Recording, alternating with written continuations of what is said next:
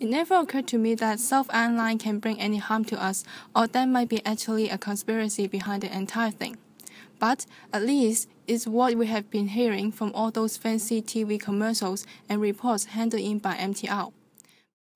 Our group has actually looked into the pretty fancy figures presented in the official documents, especially in the area of cost, property development, employment, and tourism. Let's first take a look at the cost of building the South Island Line in a skeptical way. Does this thing really cost that much? Well, actually, in 2006, the MTR did a cost estimation study. They estimate the capital cost to be a little bit over 7 billion Hong Kong dollar, with a funding gap of around 4.1 billion Hong Kong dollar. So in layman's term, what MTR told us in 2006 is basically that if you want me to build this railway, give me 4.1 billion dollar in cash or in kind. And the funding gap is basically financed by the government, which in turn turns to the taxpayer, that is us. The government also appointed an independent checking consultant to do the estimates all over again, apart from the data collected from MTR. In 2009, they get these figures. So, let me show you the numbers come up by these ICC appointed by our beloved government. There's a surge in capital cost and an enlarged funding gap. What should we do with the 9.9 billion funding gap? And what is going to be used to finance such a huge gap? Well, actually, the Housing Bureau has decided to grant MTR the development right of the Wong Chuk Hang site under the rail plus property model. But come on, think about it. So we're now paying for the enlarged funding gap. But shouldn't we first investigate what contributes to the surge of capital costs which lead to a funding gap instead of blindly pouring our money into MTR's pocket? Here comes the two official explanations. First, the rise in cost of materials, which accounted for approximately 4 billion of the change. Secondly, the adaptation of suggestions from public regarding to the design and provision of facilities, which accounted for around 1.4 billion of the change. The estimate for increased cost of material are based on the Building Price Index, BPI, which helps update the non-residential construction budgets. But is it the end of the story? Definitely not.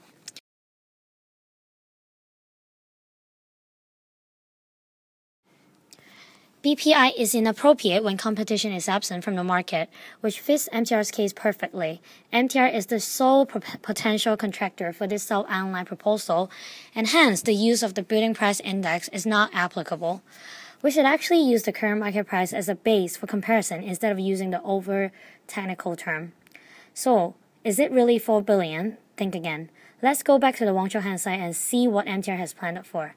The Wong Chuk Hang site was formerly occupied by estate buildings of about 20 stories, and is going to be a rail depot and residential property and shopping center. The MTR has proposed to develop site with 14 residential towers of approximately 27 to 30 stories, so it will provide in total around 4,700 flats in total. Sounds confusing and don't know what it means? So let's compare it with an existing above depot residential properties, the Telford Garden above Kowloon Bay Station. The area of Telford Garden has a similar size as the Wong Chuk Hang site.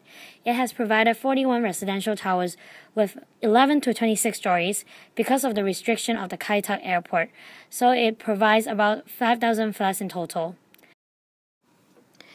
Nowadays, most of the Hong Kong parents only have 1 to 2 children.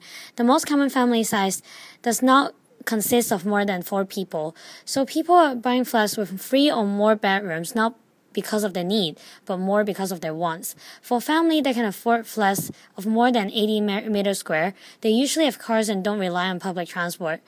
So these apartments above the railway should really be reserved for those people that really rely on public transportation. If the average size of each flat is decreased, more flats can be built and the price of each flat is lowered. This can truly benefit those citizens in need. So why are MTR trying to build these luxury residential? They are not building for the good of Hong Kong people. They just want to make more money because the bigger size of each flat, the more MTR can earn. Newspaper actually say that it will cost more than $50 billion, estimated by some professionals. Well, wouldn't it be a smarter way for the government to sell the piece of land and use the cash to fund MTR? By selling the Wong Chuk Hang site, the government can get more than $50 billion, which can use to fund the SIL project for 5 times. This wasn't a problem in the past, as MTR is owned by the government. It was just like taking money from the left pocket and putting it back to the right one. But the MTR is now listed in the stock market, so although the government is still a big shareholder, giving discount to the MTR companies gives advantages to the investor too. And it is not fair to the public if they take advantage from the public resources. MTR have to pay the land premium before the sale of the apartment. So how much was that? Okay, let's Google that. So MTR is actually earning 10 billion by paying less land premium than the land actually costs. Actually, how are these numbers calculated?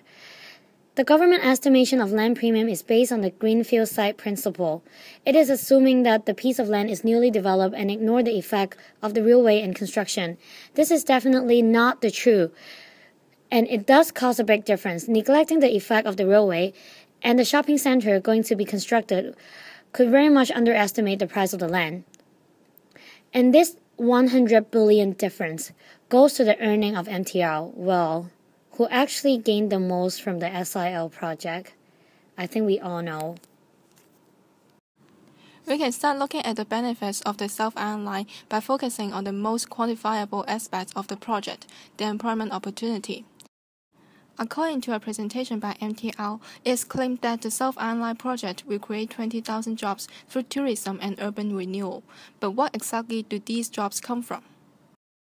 Though it's not impossible, but don't you think it's gonna be improbable for creating so many jobs just only by two areas mentioned above?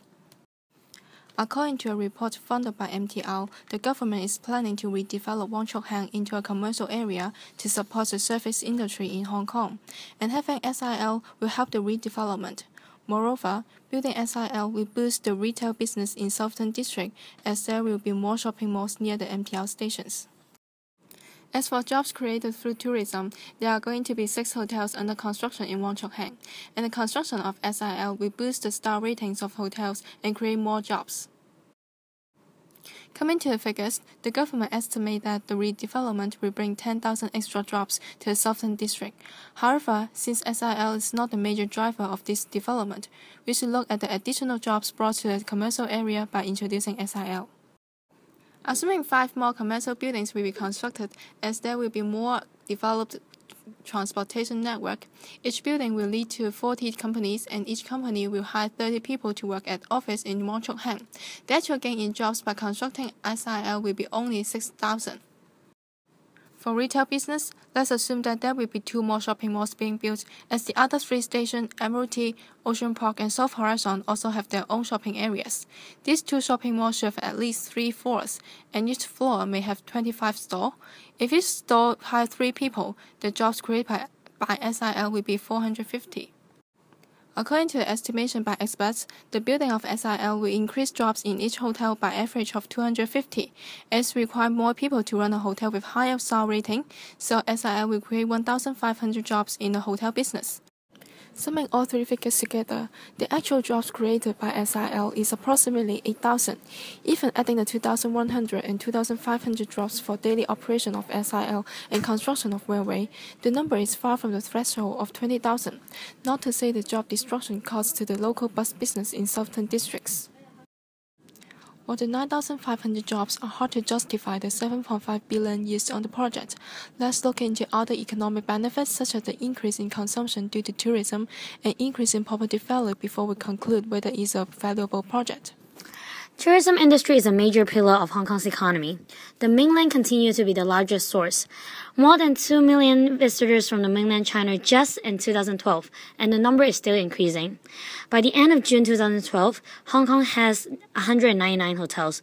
Total room supply has increased by 3.8% than in June 2011, while the average occupancy rate went down to 88% in the first half as compared with the same period last year. So, where can the tourists visit in South Island? Go ahead and ask a local resident. They can probably only think of Ocean Park.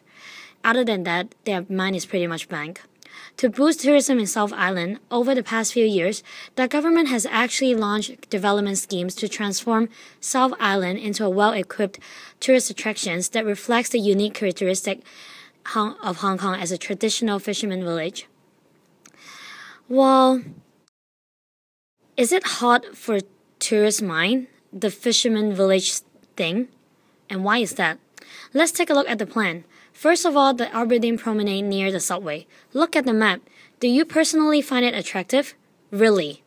As a tourist, would you go all the way to the South Island to enjoy a nice cup of tea or to take 5 pictures with your peace sign in it in this so-called promenade area? Well, let's go to another promenade in another area. See any difference? Well, to be honest, I can't see any apart from the actual location.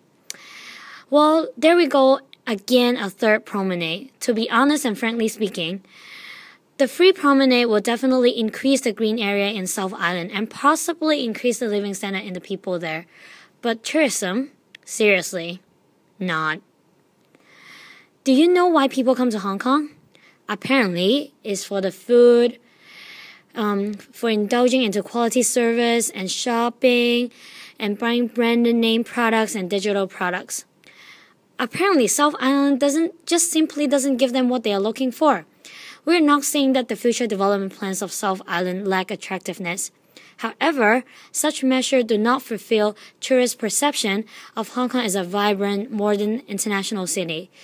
Since not many people are coming for a fisherman village, the effectiveness of the council suggested measures in boosting tourism in South Island is really questionable. Also, take a look at MTR official ads on how they promote the ease of South Island. Seriously, will you go all the way to Aberdeen or Lee Tong to visit a barber who does kids' hair?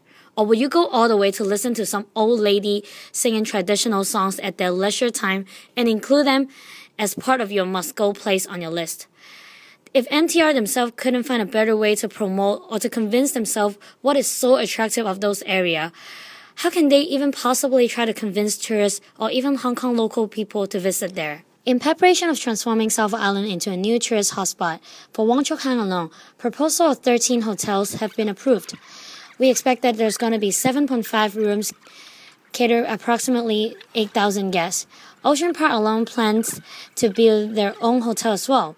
Given that the geographic restriction of South Island, as well as the limited availability of tourist attraction, is there a real demand for so many hotels? Well, let's take a look at the factors that would affect visitors' decision in choosing a hotel. Well, it is based on a few criteria. Of course, price, which is caused by the availability of sea view, the accessibility of shopping mall, and an entertainment center.